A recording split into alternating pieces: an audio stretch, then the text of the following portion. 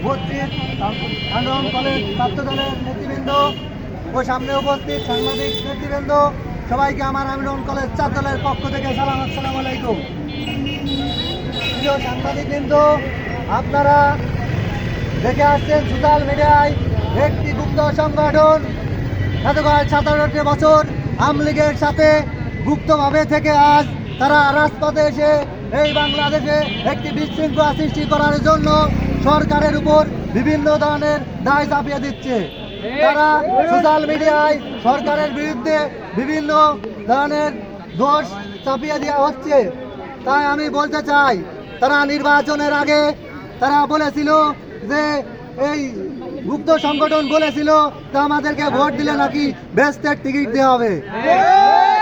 প্রিয় সাংবাদিক ভাইয়েরা আমার, দেখেন সেই জান্নাতের টিকিট কালকে সেই টিকিটটাই তারা দিয়েছে।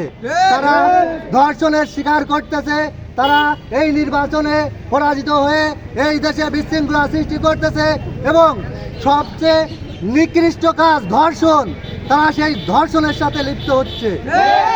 তাই আমি বলতে চাই, এই ধর্ষকের কালো হাত আমরা ভেঙে দেব ইনশাআল্লাহ।